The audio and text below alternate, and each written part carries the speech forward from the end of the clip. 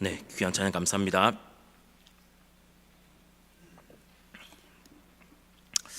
네, 말씀 듣겠습니다. 오늘 우리가 함께 나눌 말씀인 이 갈라디아서의 짧은 본문 안에는 이 복음의 핵심이 담겨 있습니다. 바로 하나님께서 왜 우리를 부르셨는지, 그 부르심의 목적이 무엇인지에 대한 분명한 답이 담겨 있는 것이죠. 갈라디아서는 이 바울이 율법주의와 이 복음의 본질을 날카롭게 대조하면서 믿음으로 말미암아 어렵다 여김을 받는 이 이신칭의 진리를 선포하는 서신입니다. 그래서 갈라디아서를 짧은 로마서라고 부르기도 합니다. 오늘 본문은 우리에게 이렇게 묻고 있습니다. 당신은 왜 예수를 믿게 되었습니까? 그리고 또 하나님께서 당신을 부르신 이유는 무엇입니까? 라는 질문을 바울은 하고 있습니다.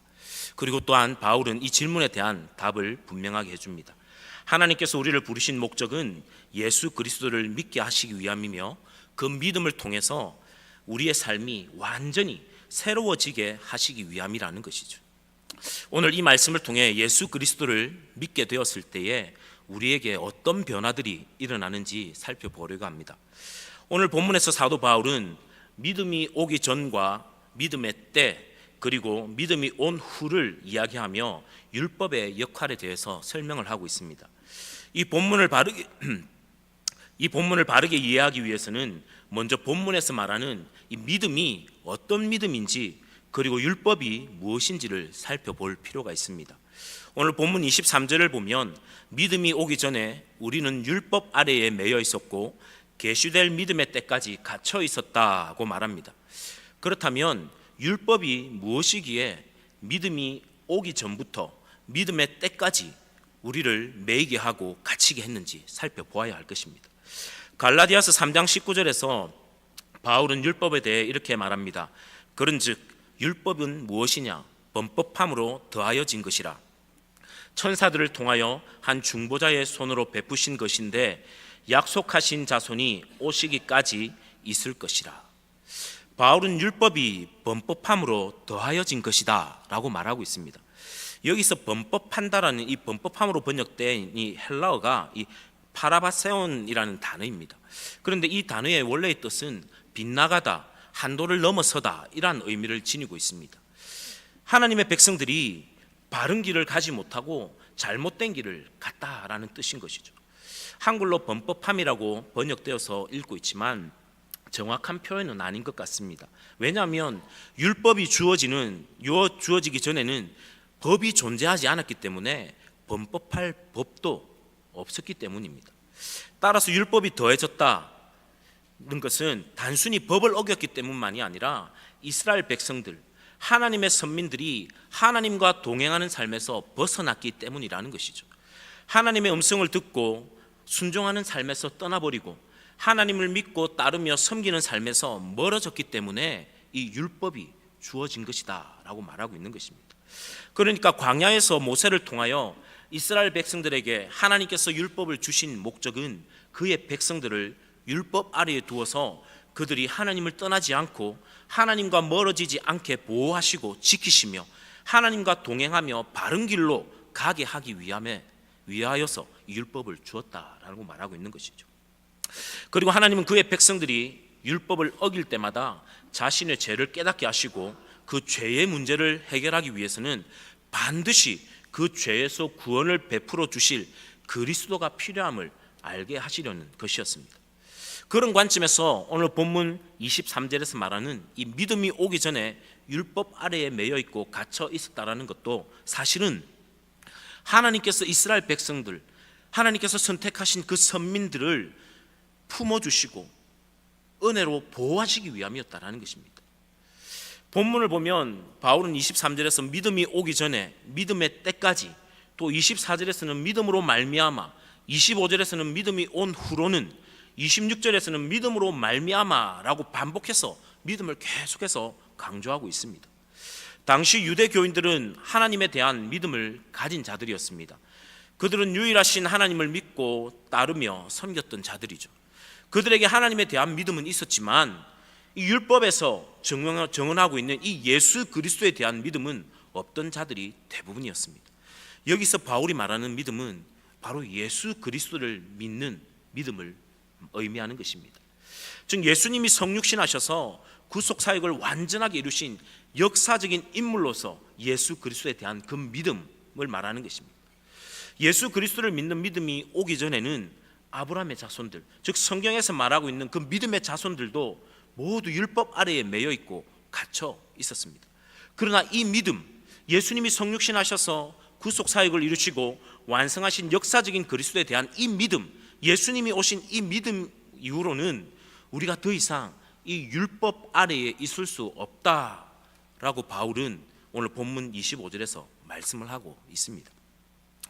바울은 오늘 본문을 보면 이 율법을 초등교사에 빗대어서 설명을 하고 있습니다. 이 율법이 우리가 하나님의 의를 힘입는 과정에서 초등교사처럼 아주 초보적인 역할을 담당하고 있다라는 것을 설명하고 있습니다.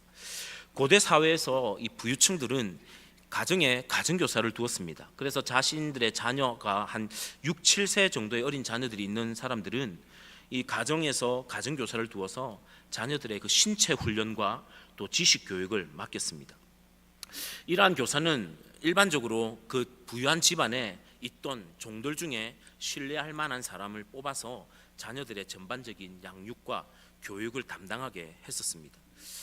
이러한 교사들은 그 자녀들을 주인의 자녀이지만 맡아서 아주 엄격하게 훈련을 시켰고 자신이 맡은 아이를 사회의 악으로부터 보호하고 도덕적으로 훈련시키는 것이 그들의 임무이자 책임이었습니다. 이러한 초등교사들은 마치 예수 그리스도께서 오셔서 사람들이 예수 그리스도를 믿고 믿음으로 의롭다함을 얻을 수 있게 되기까지의 이 율법의 기능과도 같은 존재였다라는 것을 바울은 이야기하고 있습니다. 그렇게 보면 율법이 그리스도께로 인도했다는 의미보다는 그리스도가 오시기까지 율법이 하나님의 백성들의 훈계자의 역할을 했다고 이해하는 것이 아마도 더 정확한 이해일 것입니다. 오늘 본문 25절에서 바울은 초등교사와 믿음을 대조하고 있습니다. 여기서 말하는 믿음은 더 이상 어린아이의 삶이 아니라 성숙한 삶을 의미하는 것입니다. 율법이 나쁜 것이 아니라 좋은 것이지만 언제까지나 초등교사 밑에서만 계속해서 배우고 훈련받고 있을 수는 없다라는 것입니다. 우리를 성숙한 삶으로 이끄는 이 그리스도의 믿음이 왔기 때문에 이제 우리는 초등교사인 율법에서 벗어나서 그리스도의 믿음으로 나아가야 한다라는 것이죠. 그렇게 할 때에 우리는 하나님으로부터 의롭게 여겨짐을 받게 되는 것이라는 겁니다. 이것을 바울은 갈라디아서 2장 16절에서 이렇게 설명합니다. 사람이 의롭게 되는 것은 율법의 행위로 말미암음이 아니요 오직 예수 그리스도를 믿음으로 말미암는 줄을 알므로 우리도 그리스도 예수를 믿나니 이는 우리가 율법의 행위로서가 아니고 그리스도를 믿음으로써 의롭다함을 얻으려 함이라. 율법의 행위로서는 의롭다함을 얻을 육체가 없느니라.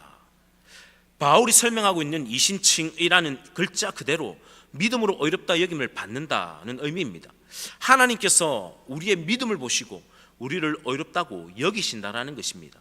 이 교리를 생각할 때 우리가 조심해야 할 것이 있습니다. 의롭다고 여기는 주체가 바로 하나님이시라는 점입니다.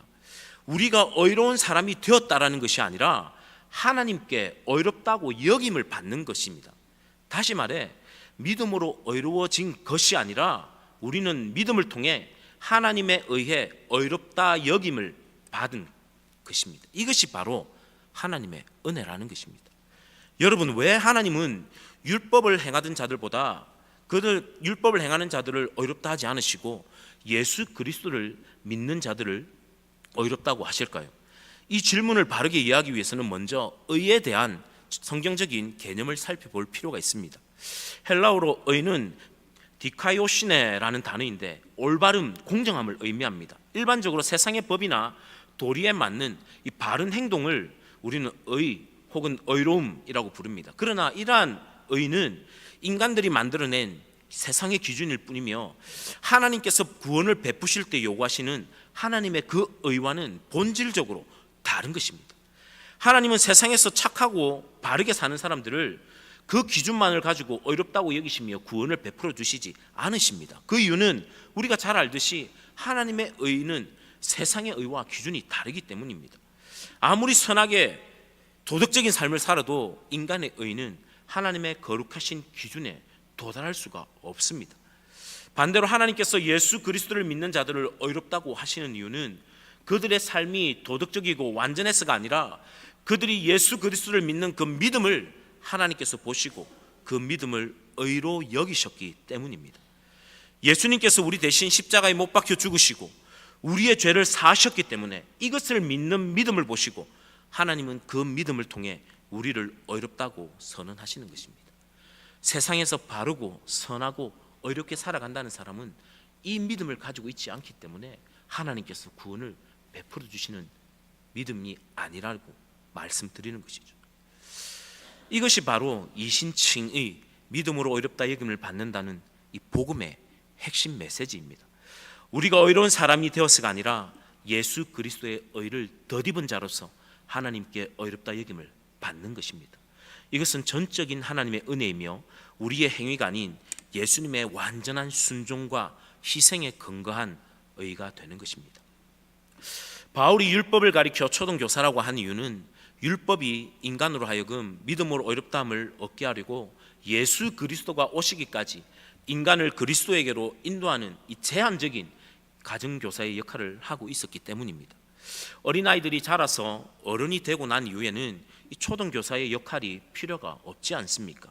그렇듯이 예수 그리스도께서 이 땅에 오신 이후에는 더 이상 율법이 사람들을 지배할 수 없었습니다. 왜냐하면 예수 그리스도가 오신 이후에는 사람들이 자신을 의롭게 할 수 없는 율법에 얽매이기보다는 믿음으로 의롭다 하여 구원에 이르게 하는 예수 그리스도의 그 복음을 받아들이는 것이 더 현명한 일이고 당연한 것이기 때문입니다. 그래서 바울은 25절에서 믿음으로 그리스도를 영접한 우리는 더 이상 율법의 지배 아래에 있지 않다라고 말합니다. 그리고 바울은 그렇게 예수를 믿음으로 율법의 지배 아래에서 벗어나서 의롭다함을 얻게 하신 하나님의 목적이 있음을 말하고 있습니다. 사랑하는 여러분, 본문을 통해 하나님께서 우리를 의롭다 하시며 부르신 목적 세 가지를 저는 오늘 간단히 나누기를 원합니다. 첫 번째로 하나님께서 우리를 부르신 목적은 하나님의 아들이 되게 하시기 위함입니다. 오늘 본문 26절 말씀을 보면 이렇게 말씀합니다. 너희가 다 믿음으로 말미암아 그리스도 예수 안에서 하나님의 아들이 되었으니 라고 말씀합니다. 이 말씀은 우리가 예수님을 믿는 믿음으로 하나님의 아들이 되었다라는 말입니다. 그런데 이 말을 역으로 생각해 본다면 예수님을 믿기 전에는 우리의 신분이 하나님의 아들이 아니었다라는 말인 것이죠. 우리가 예수를 믿고 하나님의 아들이 되기 전에는 이 초등교사였던 율법 아래에서 감독받고 통제받던 신분이었다라는 것입니다. 무엇에 대해서 감독을 받고 통제를 받았다는 말입니까? 바로 우리의 죄에 대해서입니다. 과거 초등교사 아래에 있던 우리의 신분은 죄의 노예였다라는 것을 의미하는 말씀입니다. 율법이 우리의 삶을 지키고 보호하는 역할이었지만 우리가 그 율법을 다 지키지 못하기 때문에 범죄할 수밖에 없는 존재였던 것이죠. 그래서 로마서 6장 17절 말씀에 너희가 본래 죄의 종이더니 라고 말씀합니다. 우리가 예수를 믿고 하나님의 아들이 되기 전에는 모두 죄에 대한 노예의 신분이었다라는 것입니다. 그러던 우리가 예수를 만나고 믿으면서 완전히 죄로부터 자유하는 몸이 되었다라는 것입니다. 그것도 단순한 자유의 몸이 아니라 하나님의 아들이 된 것입니다. 여러분, 헬라 성경에서 아들이라는 말은 이 자녀와라는 단어와는 구별돼서 사용합니다. 자녀는 미성숙한 어린아이를 의미하지만 이 아들이라는 단어는 그 집안의 가계를 이어받을 나이가 된 장성한 사람, 청년들을 뜻하는 단어입니다. 바울이 하나님의 아들에 대해 설명하면서 사용한 이 아들이라는 단어는 1세기 로마에서 입양법이나 상수법에 사용되었던 법적인 용어를 사용하고 있습니다. 헬라어로 휘오이라는 단어인데 우리가 예수 안에서 믿음으로 거듭나는 순간 이렇게 하나님의 아들로 입양되어서 하나님의 자녀로서 모든 특권과 의무와 상속권을 누리게 되는 그 아들이 되었다라는 것을 바울은 설명하고 있습니다. 어떻게 죄의 노예로 있다가 하나님의 아들이 될 수 있습니까? 어떻게 이런 일이 가능하게 되었을까요? 이것을 가능하게 하는 것이 바로 오늘 바울이 말하고 있는 그 믿음입니다. 예수 그리스도를 믿는 믿음으로 말미암아 우리가 하나님의 아들이 되는 자격을 얻게 된 것입니다. 요한복음 1장 12절에 보면 영접하는 자 곧 그 이름을 믿는 자들에게는 하나님의 자녀가 되는 권세를 주셨으니 라고 말씀합니다. 우리가 예수님을 믿게 되면 성령님께서 우리 안에 내주하심으로 우리는 예수님과 하나가 됩니다. 그래서 우리가 예수님과 동일하게 하나님의 자녀로 인정받게 되는 것이죠. 오늘 본문 27절 말씀을 보면 누구든지 그리스도와 합하기 위하여 세례를 받는 자는 그리스도로 옷을 입게 된다라고 말씀하고 있습니다. 이 구절에서 말하고 있는 이 세례는 단순한 우리가 세례식 할 때 물로 뿌려서 받는 그 물 세례를 의미하는 것만은 아닙니다. 성령 세례를 의미하는 것이죠. 무슨 뜻이냐면 그리스도와 함께 죄에 대하여 죽고 이제 하나님의 아들로서 거듭난 생활을 소유한 상태를 표현하는 말입니다. 원래 신학적으로 설명을 하면 우리가 세례를 받을 때 물로 뿌림을 받을 때 그때 동시에 성령 세례가 일어나는 것이 정확한 성경의 해석 방법입니다. 그러니까 여러분들 세례를 받으셨다면 다 성령 세례를 받으신 자들이라는 것입니다. 바울은 세례 이야기를 하면서 이 세례가 그리스도인이 되는 하나의 절차가 아니라 영적인 죄의 상태에서 벗어나서 하나님의 자녀가 되는 것이고 인침을 받는 것임을 설명하는 것입니다. 그리고 이 세례를 받은 자는 이제 그리스도로 옷을 입게 된다라고 말씀합니다. 27절에서 말하고 있는 그리스도로 옷을 입는다라는 것은 절대의이신 하나님을 우리 마음에 모시고 그분의 성품과 뜻을 따라 살아가는 것을 의미합니다. 이것은 단순한 외적인 변화가 아니라 우리의 존재와 정체성이 예수 그리스도께 속하게 되는 내적인 변화를 의미하는 말씀입니다. 우리가 어떤 옷을 입고 있는지를 보면 그 사람의 신분과 역할을 알 수 있습니다. 예를 들어 학교 주변에서 아이들이 교복을 입고 있으면 학생인 줄 알지 않습니까? 그리고 병원에서 의사가 가운을 입고 있으면 의사인 줄 우리는 알 수 있습니다. 우리가 그리스도의 옷을 입었다라는 것은 우리의 삶 전체가 이제 예수님께 속했다는 것을 의미합니다. 그리스도로 옷을 입는다라는 것은 내가 그리스도의 사람이라는 것을 보여주는 의미를 품고 있다라는 것입니다. 이 옷은 우리가 자격이 있어서 입는 것이 아니라 전적인 하나님의 은혜로 우리에게 입혀진 것입니다. 사랑하는 여러분, 하나님께서 우리를 부르신 목적은 아들로 삼으시고 바로 이 옷을 입히시기 위함입니다. 우리가 그리스도의 의의 옷을 입고 살아갈 때 세상은 우리들을 통해 예수님의 모습을 보게 될 것입니다. 우리의 말과 행동, 삶의 태도 속에서 그리스도의 성품이 드러나고 그분의 사랑과 진리가 흘러나오게 될 것이라는 것이죠. 이것이 바로 하나님께서 우리를 부르신 목적입니다. 여러분, 우리는 예수 그리스도를 믿음으로 하나님의 아들이 되었고 거듭나서 그리스도로 옷을 입은 자들입니다. 그렇다면 이제는 죄의 노예로 있던 우리의 과거의 옛 모습이 아니라 우리의 생각과 말과 행동에서 하나님의 아들이신 예수 그리스도의 모습이 드러나야 하는 것이죠. 나는 예수를 믿고 거듭났다 말하면서 예수님의 모습이 조금 더 드러나지 않는다면 우리의 믿음은 잘못된 것입니다. 여러분, 예수 그리스도로 옷을 입지 않았는데 입은 것으로 착각하거나 입지도 않았으면서 입은 척하고 있을 수도 있습니다. 만약 그렇다면 예수를 믿는 것이 얼마나 힘들고 고단하겠습니까? 예수님이 주시는 기쁨도 누리지 못하면서 보혈의 능력도 경험하지는 못하면서 기쁜 척해야 하고 삶의 고난이나 어려움이 다가올 때마다 믿음이나 신앙으로 이겨내지 못해서 늘 마음속에 의심과 불평과 불만이 가득 차 있음에도 불구하고 믿음으로 이기는 척해야 한다면 그 삶이 얼마나 불행하겠습니까? 혹시 만일에 하나 우리 안에 그러한 모습이 조금이라도 있다면 내가 무엇을 믿고 있는지 오늘 돌아봐야 합니다. 예수님께서 이 땅에 성육신하셔서 나의 죄를 위해 십자가 위에서 죽으심으로 구속 사역을 이루시고 부활하신 역사적인 예수 그리스도를 믿는 믿음이 나에게 있는지, 그 예수를 나의 구주로 믿고 있는지 우리의 믿음을 점검하고 돌아봐야 합니다. 그러므로 예수 그리스도를 마음으로 믿고 입으로 시인한 사랑하는 성도 여러분, 이제 우리가 하나님의 자녀로 거듭나서 우리의 신분이 죄의 노예에서 하나님의 아들로 본질적인 변화가 일어났음을 알고 믿으시기 바랍니다. 우리는 이제 하나님을 아버지로 모시고 살아가는 그분의 자녀라는 사실을 항상 기억하시기 바랍니다. 하나님의 자녀가 된 성도는 놀라운 특권과 복을 누립니다. 우리는 더 이상 죄인이 아니라 하나님의 자녀로 인정받아 하나님을 아버지라 부르며 하나님과 친밀한 교제를 누릴 수 있는 자격을 부여받은 사람들입니다. 성령께서 우리 안에 거하시고 인도하시면서 우리는 기도를 통해 담대히 하나님 앞에 나아가 응답받는 경험을 할 수 있는 하나님의 자녀들이 되었다라는 것입니다. 또한 천국의 상속자로서 하나님의 모든 약속과 영광을 함께 누릴 자격을 갖게 되고, 이는 단순한 미래의 보상이 아니라 지금 이 땅에서도 하나님의 뜻과 능력에 참여하는 삶을 살아갈 수 있게 되었다는 것을 의미합니다. 우리는 영원한 생명과 부활의 소망을 품고 세상을 이길 믿음과 악으로부터 보호받는 권세를 지니게 된 하나님의 아들이 되었다는 것을 바울 사도가 말씀하고 있는 것입니다.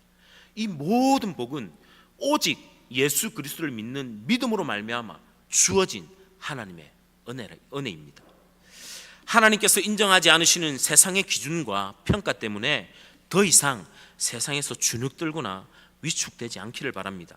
하나님은 나의 아버지시고 나는 그분의 아들이라는 이 당당함과 자부심을 가지고 하나님의 자녀에게 주어지는 합당한 권리와 복을 최대한 누리며 살아갈 수 있는 저와 여러분들이 될 수 있기를 바랍니다. 두 번째로 하나님께서 우리를 부르신 목적은 우리가 그리스도 안에서 하나 되게 하시기 위함입니다. 오늘 본문 28절을 보면 너희는 유대인이나 헬라인이나 종이나 자유인이나 남자나 여자나 다 그리스도 예수 안에서 하나이니라 라고 말씀합니다. 무슨 말씀입니까? 이 말씀은 그리스도 안에 있는 믿음을 소유한 자들은 혈통과 신분, 성별까지도 초월하여 하나라는 것입니다. 그리스도 안에서 차별이 없다는 것이죠. 그런데 여러분 생각해 보십시오. 바울이 살던 그 고대 사회는 유대인과 이방인, 자유자와 노예, 남자와 여자 그 사이에 그 차별이 아주 심한 시대였습니다. 하나님의 선민이었던 이스라엘 백성들은 그 이스라엘 백성들의 그 유대인들의 관점에서 볼 때 이방인들은 개들이며 우상숭배자이며 부정한 사람들이었고 죄인들이었습니다. 그리고 그 시대의 노예라는 신분은 주인의 하찮은 물건과 같은 재산의 일부였고 노예들에 대한 모든 권한은 그 주인이 가지고 있었습니다. 또 여자들은 일반적으로 남자들보다 천대를 받았고 사회에서 존중을 받지 못했으며 남자의 소유물로서 그리고 부모의 노동력이나 소득의 원천으로밖에 여겨지지 않는 시대였습니다. 그런데 바울은 그 시대 속에서 예수 그리스도를 믿는 믿음 안에서 하나님의 자녀가 되고 그리스도의 것이 되면 인종과 신분 고하를 막론하고 빈부격차를 다 떠나서 그리스도 예수 안에서 하나다라고 말씀하고 있는 것입니다. 그런데 여러분, 오늘날 교회들을 돌아보실 때 어떻습니까? 우리는 하나입니까? 하나인 것 같습니까? 어떻게 혈통과 신분, 성별뿐만 아니라 성품과 기질, 자라온 환경, 삶의 환경이 다 다른데 하나가 될 수 있을까요? 오늘날 교회가 하나 되지 못하는 모습은 너무나도 많고 그리스도인들도 하나 되지 못하는 모습이 너무 많이 있습니다. 그렇다면 어떻게 해야 할까요? 하나가 될 수 없는 것입니까? 저는 그 해답을 빌립보서 2장 5절 말씀에서 찾고 싶습니다. 너희 안에 이 마음을 품으라. 곧 그리스도 예수의 마음이니 거듭난 자들이 예수를 믿고 하나님의 아들이 되고 그리스도로 옷을 입은 이 거듭난 자들이 품어야 될 마음이 바로 예수님의 마음입니다. 사랑하는 여러분, 우리가 품고 있는 죄악된 마음으로는 절대로 하나가 될 수 없습니다. 과거에 우리가 죄의 노예로 있을 때의 그 마음으로는 하나가 될 수 없습니다. 그러나 우리가 예수를 믿고 하나님의 아들이 되어서 그리스도로 옷을 입고 우리의 마음에 예수 그리스도의 마음을 품으면 하나가 될 수 있다고, 된다고 바울은 말씀하고 있는 것입니다.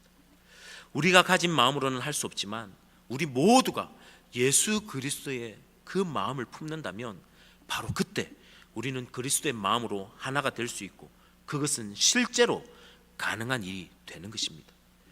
하나님은 불가능한 것을 우리에게 말씀하시거나 요구하지 않으십니다.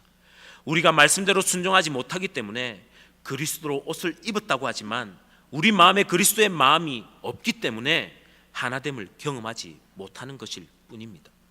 하나님께서 우리를 부르실 때 하나가 될 수 있는 방법도 함께 제시해 주셨습니다. 사랑하는 성도 여러분, 우리 모두 예수 그리스도의 마음을 품읍시다. 그리고 우리 모두 예수 그리스도 안에서 하나가 됩시다. 하나님께서는 그의 백성들에게 율법을 주심으로 죄악을 깨닫게 하시고 그 죄의 문제를 해결하기 위해 구주가 필요함을 알게 하셨습니다. 그리고 그 죄의 문제를 해결하시기 위해 독생자 예수 그리스도를 이 땅에 보내주셨고 우리에게 예수를 믿는 그 믿음을 허락하시며 그 믿음으로 말미암아 우리를 의롭다고 하시고 하나님의 자녀로 삼아주셨습니다. 하나님께서 우리를 예수 그리스도를 믿는 믿음으로 부르신 목적은 예수 그리스도에 의해 옷을 입히심으로 더 이상 어린아이와 같은 신앙에 머물러 있지 말고 초등교사에서 벗어나서 진리의 성령을 따라 하나님의 아들로서 살게 하기 위함이십니다. 우리는 이 땅에서 성육신하셔서 구속사역을 완전하게 이루신 예수 그리스도를 믿음으로 새롭게 거듭난 자들입니다. 그리고 이제 그리스도와 연합된 우리는 하나님의 아들로서 모든 특권과 의무, 상속권을 소유하게 되었습니다. 오늘 본문 갈라디아서 3장 29절 마지막 말씀에서 말하는 약속대로 유업을 이을 자는 아브라함에게 주신 하나님의 약속을 믿음으로 이어받을 자를 의미합니다. 이 약속은 혈통이나 율법의 행위로가 아니라 예수 그리스도 안에서 믿음으로 말미암아 성취되는 것입니다. 즉 그리스도께 속한 아브라함의 영적 자손이 되어서 하나님의 나라와 하나님의 그 영광을 상속받는 자가 된다라는 말씀입니다. 사도 바울은 유대인뿐만 아니라 이방인도 예수 그리스도를 믿음으로 하나님의 자녀가 되고 아브라함에게 주신 이 축복의 약속, 곧 의롭다 하심과 영생, 하나님의 나라의 상속을 함께 누릴 수 있다라고 강조하고 있습니다. 이는 성령으로 거듭난 자들이 그리스도와 연합하여 하나님의 상속자가 되는 놀라운 은혜를 바울이 말씀을 통해 설명하고 있는 것입니다. 하나님의 아들들이 된 우리는 이제 그리스도 안에서 하나 되기를 위해 그리스도의 마음을 품고 이전의 낡은 죄의 옷을 이제 벗어버리고 그리스도로 새 옷을 입어야 합니다. 우리가 그리스도로 옷을 입고 그리스도의 모습을 드러내며 하나님의 자녀로서의 삶을 살아가게 될 때에 우리의 삶에는 기쁨이 넘쳐나게 될 것입니다. 하나님께서 바로 그 일을 위해 우리를 창조하시고 부르셨기 때문입니다. 사랑하는 여러분, 우리 모두 하나님의 부르심에 합당한 삶을 삽시다. 이곳에 모여 예배하는 여러분들의 삶을 통해서 예수 그리스도가 분명하게 드러나고 여러분의 모든 삶을 통해 하나님께 영광을 올려드릴 수 있게 되기를 주님의 이름으로 축복합니다. 우리 말씀을 생각하면서